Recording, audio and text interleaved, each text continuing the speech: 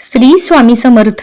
नमस्कार प्रिय भक्तांनो. भगवान शंकराच्या कृपेने महापर्व म्हणजे महाशिवरात्री दरवर्षी कृष्ण पक्षातील चतुर्दशीला हे पावन व्रत केल्या जातं. या दिवशी श्रद्धेने केलेली शिवपूजा जीवनातील अनेक संकट दूर करते आणि इच्छेचं फळ प्रदान करते. आजच्या या व्हिडिओमध्ये आपण महाशिवरात्रीचे व्रत कधी आहे, पूजा करण्याचा योग्य वेळ कोणता आहे, उपवासाचे नियम काय आहेत आणि शिवलिंगाची पूजा कशी करावी याची संपूर्ण व अचूक माहिती जाणून घेणार आहेत. त्यामुळे हा व्हिडिओ शेवटपर्यंत नक्की पहा.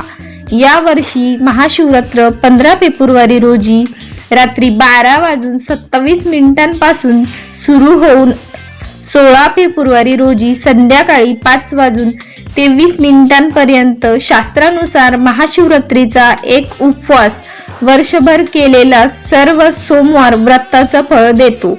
असं मानलं जातं की शिवपूजेसाठी अत्यंत शुभ काळ पहाटे 5:27 पासून ते दुसऱ्या दिवशी सकाळी 6 वाजेपर्यंत आहेत.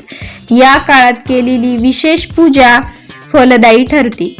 उपवास करणाऱ्यांनी 15 फेब्रुवारीला व्रत करून 16 फेब्रुवारी रोजी सकाळी 11:54 पर्यंत उपवास सोडावा.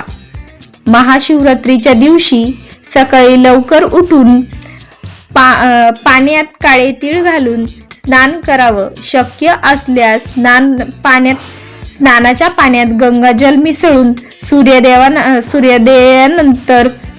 सूर्यदेवाला अर्ध्या अर्पण करून व्रताचा संकल्प करावा. त्यानंतर नेहमीची देवपूजा करून उपवास सुरू करावा. उपवासामध्ये फलाहार, फराळ किंवा निर्जल पद्धतीने आपल्या क्षमतेनुसार उपवास करता येतो.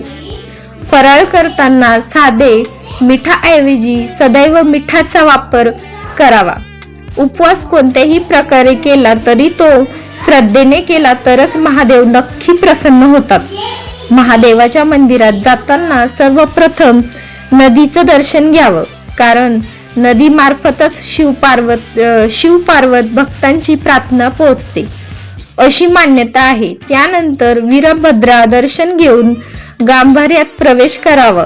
शिवलिंगाचं दर्शन दोन्ही हात जोडून करावं व ओम नमः शिवाय किंवा श्री शिवाय नमस्तुभ्यं असं घोष करावा. पूजा उत्तरेकडे बसून करावी. मातीच्या पंतीचा स्वतःचा दिवा लावावा.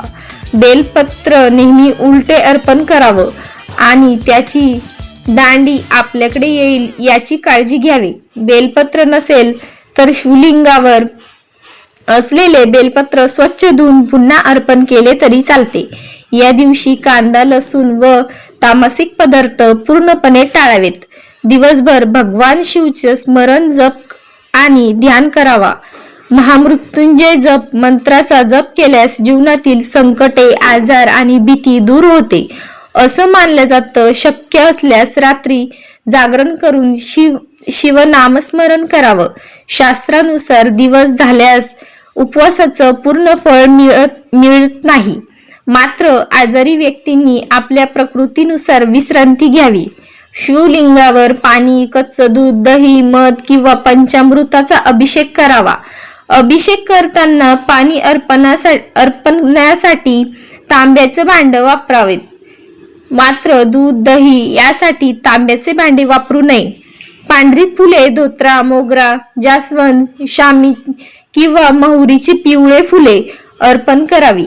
कुंकू, सिंदूर, नारळ पाणी व तांब्याची फुलं शिवलिंगावर अर्पण करू नयेत. महादेवांना चंदन किंवा भस्म अर्पण करावा. तर पार्वती, गणेश व कार्तिकेयांना हळद कुंकू लावावं. बेलपत्र नेहमी 3 दलाचंच असावं, तुटलेले नसावं आणि विषम संकेत अर्पण करावं. महाशिवरात्रीच्या दिवशी ब्रह्मचर्याचं पालन करावं आणि हे पालन शक्यतो आदल्या दिवसापासूनच सुरू करावं. कुणाशीही वाद विवाद, निंदा, खोटं बोलणं किंवा दुसऱ्यांचं मन दुखवणं टाळावं. मानसिक पाळी किंवा सुतूक असल्यास पूजा करू नये. मात्र कथा ऐकण्यास हरकत नाही. गर्भवती महिलांनी इच्छेनुसार व प्रकृती पाहून व्रत करावं, तर स्तनपान करणाऱ्या महिलांनी उपवास न करता केवळ पूजा व मंत्रजप केला तरी चालेल.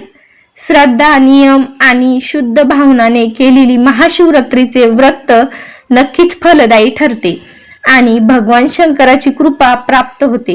ही संपूर्ण माहिती उपयुक्त वाटली असेल तर ती तुमच्या भक्त व मित्रापर्यंत नक्की शेअर करा.